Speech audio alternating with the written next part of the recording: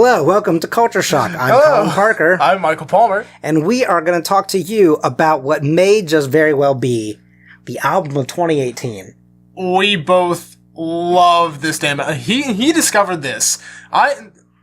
So, long story short, I discovered this band a long time, like probably a year and a half ago, maybe 2 years ago almost, and so one of their old songs came up in my Discover Weekly playlist. It's called Goon Squad. Right. This band is named Ripe. Right. And I was immediately taken to them, but I hadn't really searched too much into them. And then Colin showed me this. Right.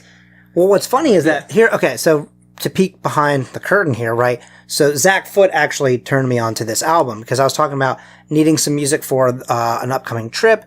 And Zach Foote was like, hands down, you got to listen to this album. And I was like, okay. It was very good. Music. What's funny is that I didn't know at the time because when you said to me, like, wait, Ripe? And I went, yeah. And you went, that's the band that did Goon Squad. And I went, you're right. Because I had also heard Goon Squad because we had a 5-minute conversation maybe once about that song and then never spoke of it again. Yeah.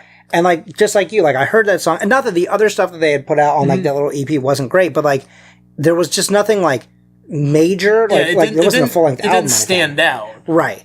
It's just Goon Squad is a fun song. Goon Squad is fantastic. I love it. But then this album came out, and holy shit, this album. Oh my god. I mean, they play like they've been playing for 30 years together. Not Easily. Not like that they're 30 years old or anything. I'm saying they sound like they've been a touring band for 30 plus years. I mean, no, it's they sound like they could easily be our generation Chicago. Yes, that's such a good point. So we're just going to start right off. We're going to go we're going to start on the beginning track and just go track by track, and talk a little bit about each song and sort of talk about what we love about each one. I feel a little lighter than before. So the first track on the album is called Little Lighter, and personally, I really like this one because it hooks you from the beginning. It starts out with this nice little bass line shaker, and then the lead singer comes in and you're there. Right. And you're hooked, and you're listening, and it's awesome. Yes. Usually bands start off with the biggest sound that they can possibly give you. They're just pow, right? Right in the kisser, right? Right in the And kisser. this starts off just very kind of gentle, and he has very, for lack of a better term, I really can't think of a better description of his voice than velvet. Yes, he has absolutely. a very velvety voice. I'd honestly say satin. Yeah. Oh, yeah, that's probably better. This is so unfortunate about myself as a person, but I was thinking red velvet cake. Yeah. I was like, that's the red velvet cake of singing. I could also see that. It's it has the best type of icing on it, right? Mm-hmm. It's flavorful, but it really is a very bold start, and they pull you in. The horn parts are intricate, and they are together. I mean, in any kind of produced album, you're going to have togetherness, but I mean, this doesn't feel artificially. I don't think there's anything artificial. I don't think so either. No. I couldn't tell you, usually when it comes to something like auto-tune, you can usually tell. Yeah. I cannot think of a single moment in this album where I felt like there was auto-tuning or triggered drums or quantized drums. Everything feels right on it. Literally, it was put on that track right in the studio. One of the cool things to me about the lyrics and the way the music work together is that he keeps talking about feeling a little bit lighter than before. Yeah. But he actually is getting a little bit more he's getting bigger with it. Yeah. And everything is getting heavier. To the point where literally he is almost screaming, I feel a little bit lighter than before. And then you hear the doom, doom, doom, doom, right? On the drum. And it's really really heavy hitting. And it's the total opposite of what the meaning of that lyric is. That quarter note triplet pattern in the drums, and right before they go into the to the final chorus, it's that's the point. That's just by and large the climax of the song. And at that point, if you're not rocking out, honestly, you're wrong. Right.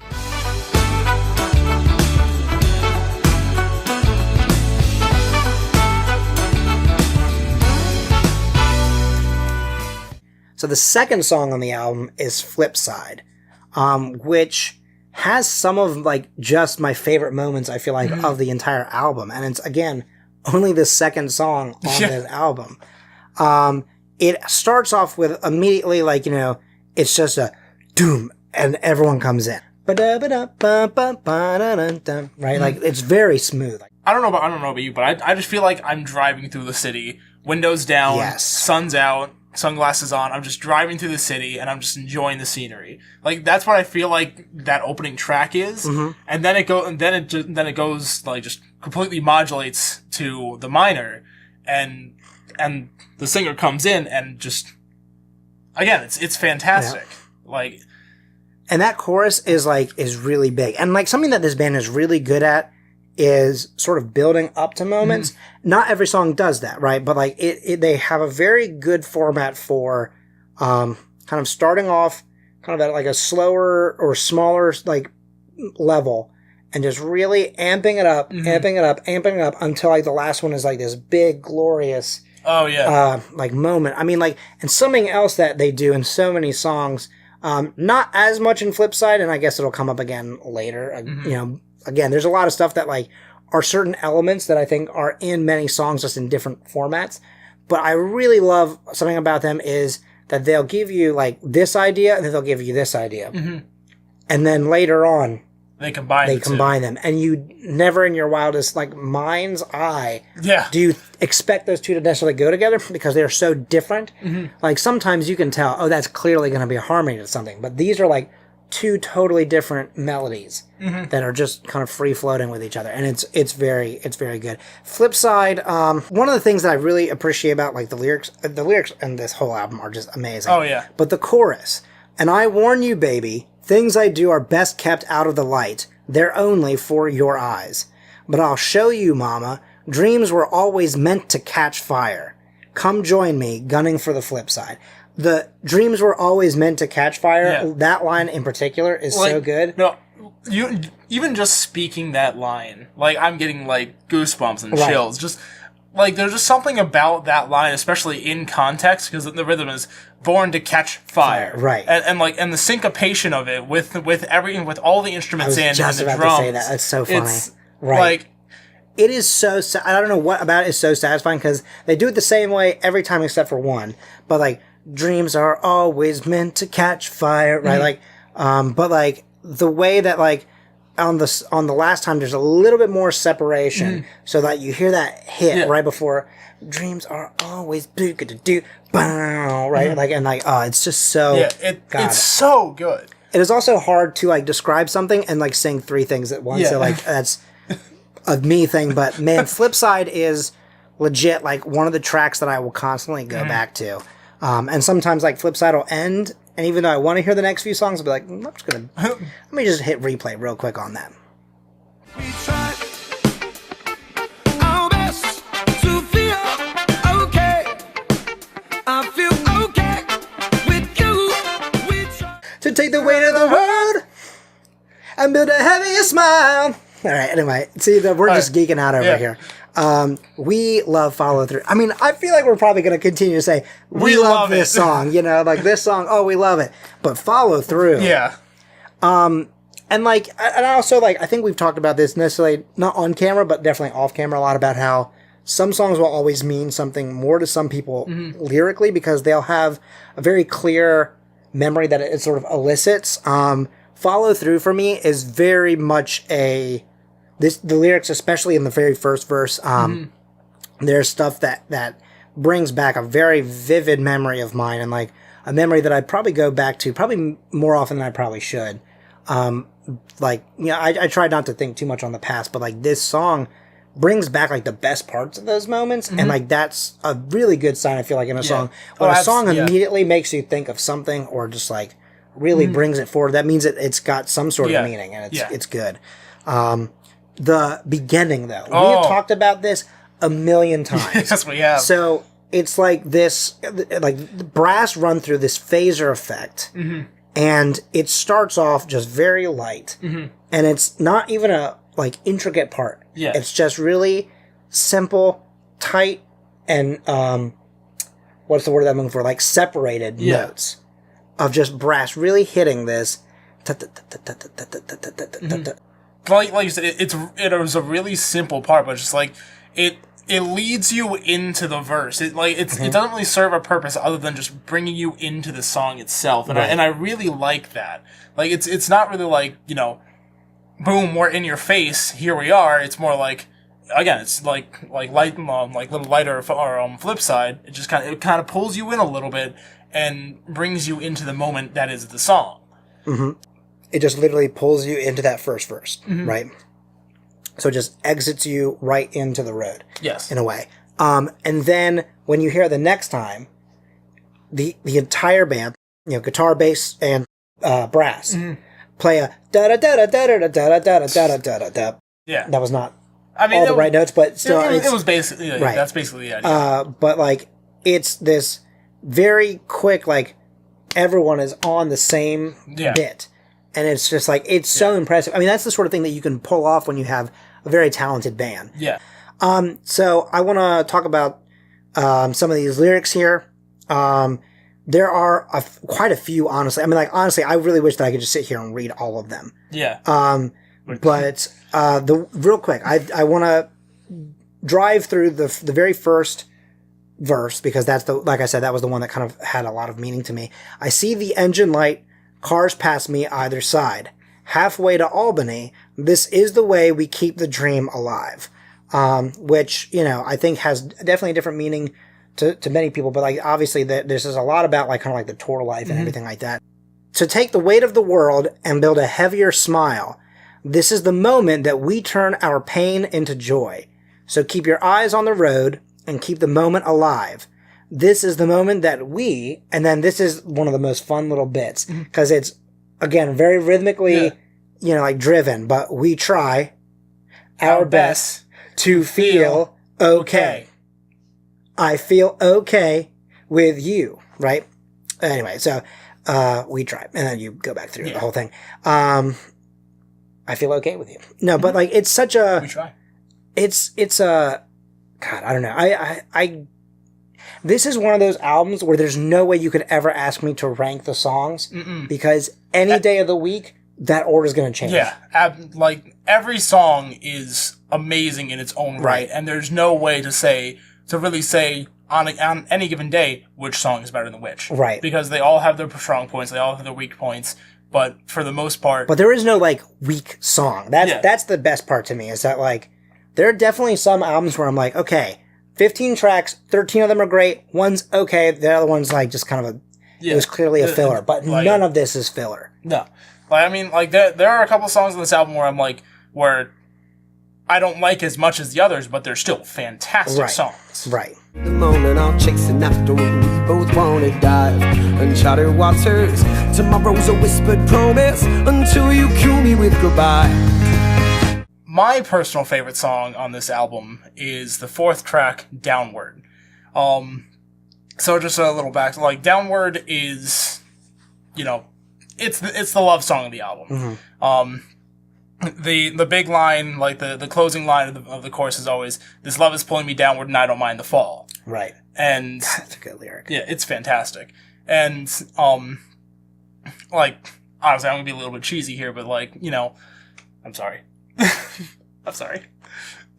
I still love you, but I know, no, that's fine. It's just I know. I'm sorry, but I mean, like, when you when you feel a certain way about another person, like you just and a song resonates with you like that, it makes you instantly think about that person. It really just means something. And, like, obviously, you know, me and Naomi have been dating for a while, and anytime I listen to the song, I just think about her. And it's, No, but, I mean, but you're not wrong, because I think most people have felt that before in their lives, and I still know who this song makes me think of, you know? Even if that person's no longer around. And that's not, but, like, it's one of those things where, like, I still don't necessarily mind the fall, you know? And that lyric is so good, because, again, it usually leads into this kind of, not necessarily building moment, but a very kind of quicker field. But the very end is, like, where it actually kind of slows down. The ending of that song is one of the best endings on the entire album. You know, just like the very gradual slow down. and there's also a very slight pitch down, like bend down on the, which he usually doesn't necessarily do, It's usually, and I don't mind the fall, right? And that stanza, but it goes, and I don't mind the fall. And then kind of like, it actually falls off. Yeah, it falls off, and it's fantastic. And again, like, this is another one where the horns on this one are actually, they're fantastic, but this one, I like it because the horns aren't really a focus.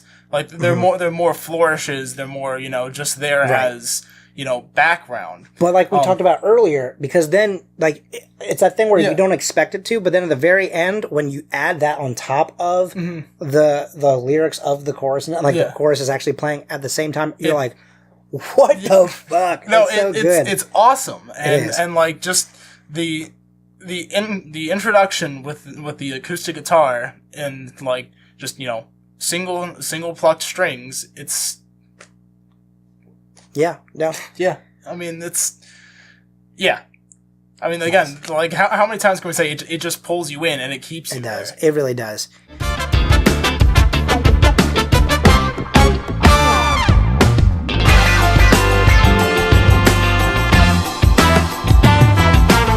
The next song is Stanky. Oh, man.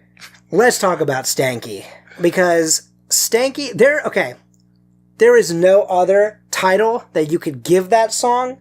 See, well, can I cut you off? Okay. So, my question is, do you think they named the song before they wrote it or after they wrote it? What? Say that one more time? Like, do you think they named the song Stanky because it's fucking stanky? Or do you think they named it Stanky with the intention of it being stanky? I think it kind of is a little bit of both, where it's probably what it was like. It was like someone had an idea for something, and they go, oh man, you're going to love this song. God, this song is stanky. And what I could also imagine is because this is something that's happened in many bands. There's a lot of stories of, like, there are titles that sometimes don't always make sense in albums, and it's all because someone misheard something when they were in the studio, and then they kept calling it that. They're like, well, we gotta call it this now, But Stanky, that beginning is all the proof that you need that this song is stanky. It's stanky. It has some serious stank on it. God, I mean, it's filthy. It is just, that is a song that, like, I think Stanky is currently, and has been for a while, my very favorite song on the album. I also love Downward, but, like, Stanky, to me, there's something that just always has me coming back.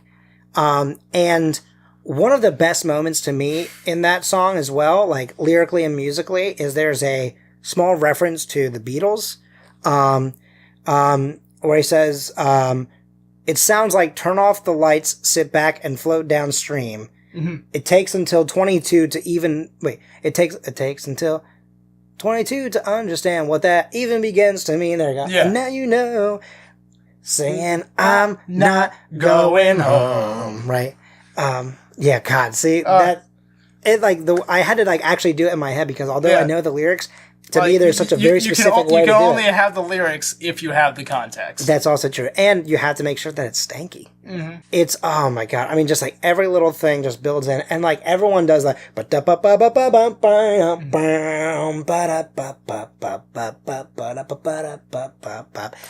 oh man. I wonder if Matt Dubbs has heard this album. Stanky. If too much love is an overdose, too many times I've come so close. I guess I'm Still learning though. Doom, doom, doom, doom, doom, doom. Still. I fall too quickly to make it last. Okay, we can't keep coming in on us just singing. Oh, but man, okay. Something that I think is great about this band, and this album in particular, is that it's clearly always the same band, but the feel of every single song is different. Yes. And not that it's a different genre, but like it is just this totally different beast. And like it's good because that means that they're not like a one-trick pony. They're able to modulate their sound. They're able to they're able to adapt to different styles. They're able to play different styles, and they're able to incorporate, change it up, keep it fresh. anything into their music. And, like, this entire album really does show that. Right. They can go from complete and total just funk track to, you know, soft-spoken, like, kind of like, I'd say almost like 90s pop. Mm-hmm. And... Because, like, we come out of Stanky, and, like, the beginning of this first song is, like, almost R&B-ish, you know? Like, it's very, you know, it's very gentle, very kind of, like, not bluesy, but, like, there is a small, like, kind of bluesish element to it. And just, like, these kind of really, not delicate, because, like, that makes it sound like it's fragile, but it is this very light and airy, like, lyrical, moving, like, vocal line on top. And just, like, again, a voice as smooth as, like, melted butter. I mean, like, it just glides. And it's just, man. And then you come out of that moment into, like, this sort of, like, little swing group moment thing, you know? Talking about how, you know, how he won't be a passerby. And again, those lyrics I think are very, those lyrics are very, relatable for everybody. Like, the premise of Passerby, I almost said standby, of Passerby is very relatable, I think, for most people. Yeah. And so again, it just sort of, it then ends up hitting home. Yeah. This song also has one of the best moments on the album because it has a moment that to me reminds me of the song Sir Duke, right? Where the entire band comes together and plays the exact same, like everybody comes in and that little, and it's intricate and it is like there are flourishes and everyone is right on. I mean, like Jim McFalls would be so fucking proud. I hope Jim McFalls has heard this because like that is just one of the most, and I think that's one of the moments that sort of made us talk about how this band plays together. That is probably one of the moments that we were probably thinking of subconsciously as we were talking about that. Like, that is a moment where it sounds like they've been playing for like decades together. Like Colin said, it is intricate. It's difficult. It has flourishes. It has, you know, everything from turns to runs to... And everybody does it perfectly. Yep. I'm jealous. Yeah, no, same. I think that was a song that we listened to together where you turned to me and said, and I call myself a musician. Yeah. That's my boy upstairs, they're detoxing. Goes by the name of a young Tom Rose. Good kid, bad habits, you know how it goes. Young Tom Rose. Oh, man. Young Tom Rose, the lyrics, like the lyrical style of this song reminds me a lot of Bruce Springsteen. Okay. Because... yeah, I can see that. A lot of the songs in this are, again, they tell a story, but they're also a little bit more about, like, kind of a moment and, like, memories, and also maybe kind of talking about, like, an overarching idea. But this is very, very specifically, like, a conversation and a very defined moment in time. And to me, that very much reminds me of the way Bruce Springsteen sort of talks about someone else's life and really gets into the nitty-gritty. And Young Tom Rose, I mean, very... and it's also very, like, not appropriate. It's a very, what's the word I'm looking for? Poignant? Yes, Pertinent? but I mean, like, there's a topic in this that is still heavy, especially in some states, like, you know, like West Virginia, for example, talking about, you know, having this son who's detoxing because, you know, he's coming down from, you know, like, being an addict. And it is a very serious situation that's sort of riddled our country a little bit. But the thing is, like, you know, he's talking about, like, not judging and, like, haven't we all sort of had some sort of thing that we've had to detox from? And I was like, oh, that's such a good point. It really is. And, it makes me speechless, honestly. Yeah. I mean, I feel like that's one of the most moving songs. That and Downward, I think, are two of the most moving lyrically songs. Well, I know there are too many good girls out these days. Does not mean I'm giving up. It just means I know the stakes. Ladies' Night, that's a fucking smooth song. Like, I feel like if you were a band playing a gig in a bar and you played Ladies' Night, someone's walking away getting laid that night. You know what I'm saying? Like, that song. And not necessarily the person in the band. I'm just saying, like, they could really set someone up. You know, with that song. Like, that song just, ooh. lyrically and musically, is like, it is a sensual song. It is. It is very sensual. It's risque, it's racy. And I'm always like, oh, okay, ripe. Yeah. Ripe, a little fresh. Ripe getting ripe.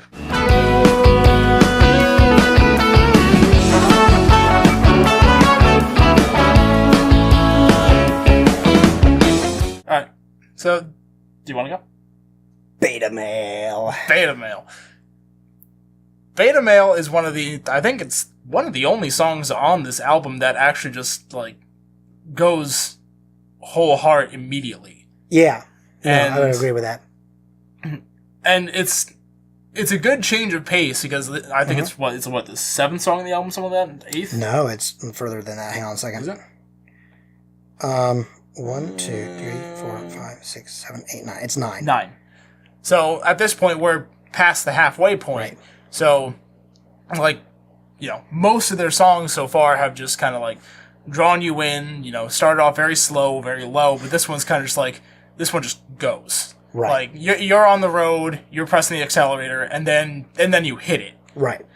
And it actually kind of, what it does is, to me, it takes one of the formulas that we sort of talked about for them, and it flips it. Mm-hmm. So, like, what they do in other songs, right, is they'll kind of start off small, and they'll really build up either throughout the whole song, or they'll start small, build up, then start small, then build up. But they kind of hit it big, and then they kind of back off a little bit, right? So, like, it starts off with this kind of, like, not necessarily, like, scorching necessarily, but, like, it is a very, like, powerful guitar, solo, like, a guitar line, that then has this horn and bass bit that comes over top of it, that sort of drives it in.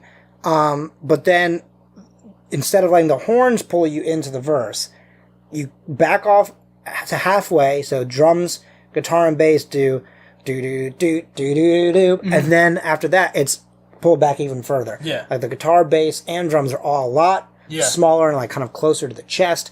So that way, when the lyrics come in and the vocals are definitely way forward compared to the rest of the instruments. And they do end up building it up later. Yes.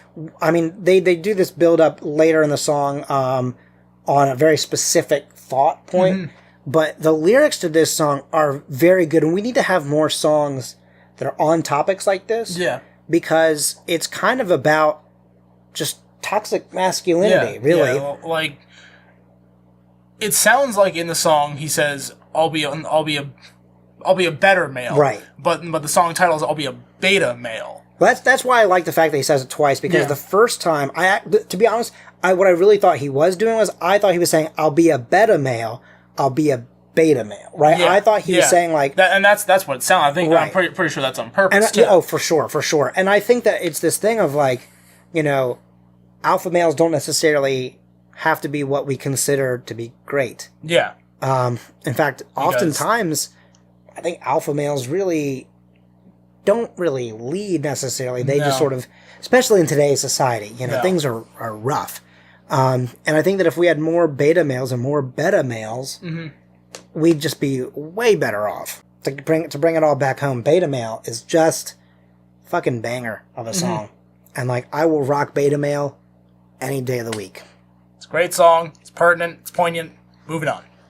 And if I'm honest, I'm scared too of death and loneliness.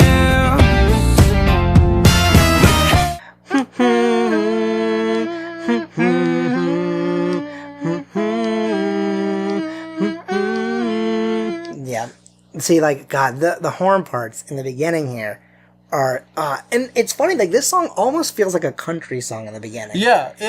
Which, again, talking about dynamic, like, range in their ability. It comes, and again, it's another one of the songs where, like, it grabs you immediately. Again, you're on the highway, you got the accelerator, and then you hit it, and it takes you, and you go. This album is such a perfect summer album. It is. It's like summer driving, windows down, especially like at night, windows down, just like blaring this. The residential areas, no. No, but like, Yesterday's Clothes, again, lyrically very, very solid. Like, talking about, like, not wanting to be put away and washed you know, washed off like yesterday's clothes and like Yeah. just sort of forgotten. It's like, oh, that was yesterday. I'm washing myself free of it, and now it's gone. You know, man, yesterday's clothes just like it's not necessarily. I mean, again, there are no bad songs on the album. This is probably for me personally kind of like closer to the bottom. Yeah. But like again, it's still a thing where like I don't skip this song if it comes on. No.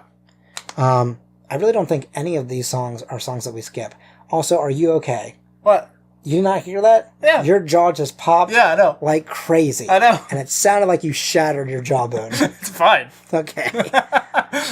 I literally was like, do we need to stop? Nope, that's just the thing that happens. That's not good. Pedro, holy shit.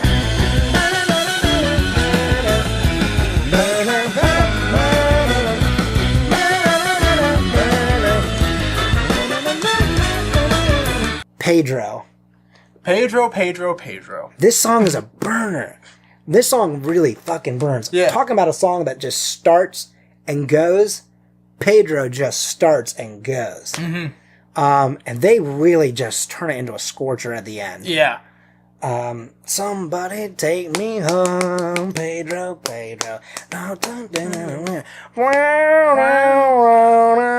Yeah, God. And see, again, I'm trying to like sing multiple parts at the same time. Every bit of that, like every single part is a thing that you want to focus in on. And like, you're like, how do I focus on each part? It's crazy.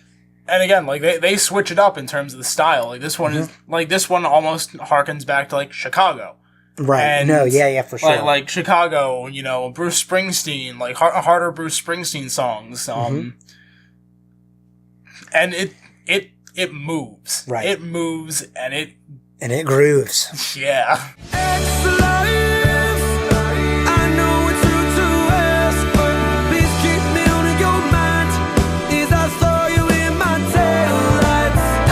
X-Life. Ooh. Oh, man. Talk about a song that I think is relatable. This song is so good. Give your thoughts. I want to pull up the lyrics because I want to make sure I don't forget a single line. With this one, there's so much to talk about. Like this one is their Bohemian Rhapsody. Like it's the longest song in the album, and you know it goes through a multitude of shifts. For sure. Like it starts out more as like a hard rock groove, then it ends up being more like a pop tune, then it turns into R&B, then it goes back to hard rock. Kind of turns into a slow jam for a little bit. Yeah. Or like not slow jam, like a jam band is probably a better. Yeah. These are the lyrics that I want to talk about. Now you're a former hone, I have grown, choose to go, and I'm not sure what to do with the memory of you. X-Life. I know it's rude to ask, but please keep me on your mind as I throw you in my taillights. X-Life. I know I don't deserve to make a home in your dreams when I'm trying to hit the pavement. And then here's another thing that's also, again, very relatable, especially for me, unfortunately, for part of the latter half of this. Call up a high school friend, almost friend. Oh my God, I can't talk. How have you been? We've been grown separately for years. That's been good to me. Wonder if we've all changed. Kind of strange. I am usually the last one to recognize growth, and now it's all I see. There's been a couple people buried and a couple people born. What can you do? No. All right. Tomorrow's chasing either way. Even if you can't stay for a drink, couple drinks, and some nostalgia, that's okay. It's so nice to see you still. So nice to see you. And these lyrics are just, those lyrics are fun. Mm-hmm. And something that is also very interesting about the story behind this song, or about like the way the song is formatted, you have that chorus multiple times, but on the last time, it's changed a little bit.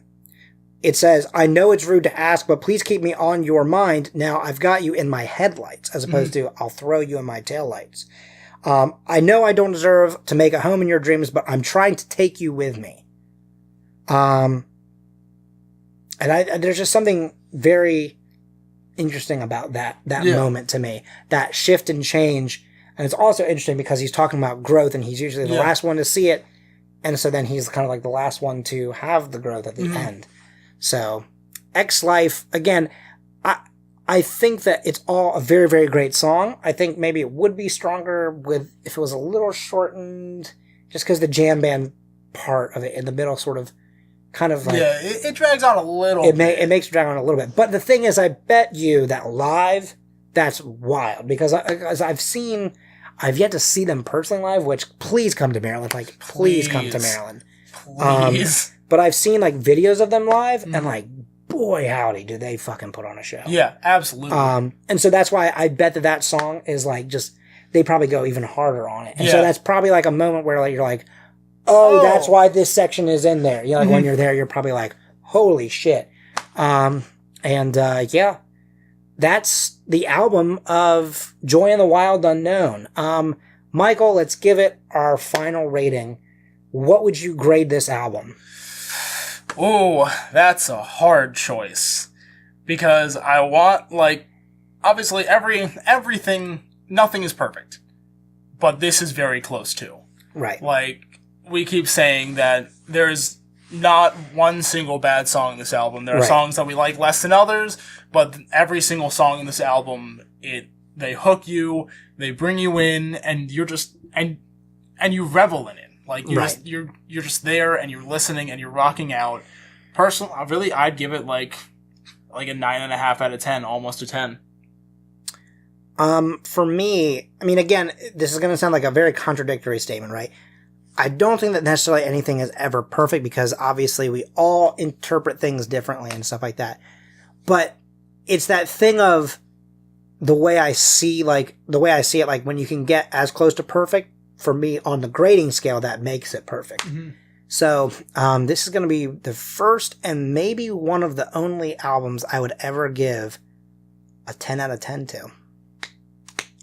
And I think it's just because I think a good sign of a good album to me is one that I can put on repeat multiple times and just never get tired of it. I've basically kept this in rotation since I heard it. Mm-hmm. Very few albums continue to be, as a whole album, in rotation. Yeah. So if you've heard this album, hit us up on Twitter. You can hit me at Colin M. Parker. You can hit Michael at Coconut Palmy. Right. Or you can write to us at the Scavengers Network at ScavengersNet. We've got many other people doing Culture Shock videos, and there's many Culture Shock videos left to happen. Mm-hmm. But this video was like so freaking important to us. We've been wanting to do this video for a while now, so I'm so glad that we finally did it. Finally got it out of the way. Like we said, hit us up on the internet. Let us know what you think about this album, and if you have suggestions for things for us to review, let us know. Because either we will or someone else on the network will give it a review. Mm-hmm. So I'm Colin Parker. I'm Michael Palmer. And we'll see you on the next episode. Hasta la vista, baby.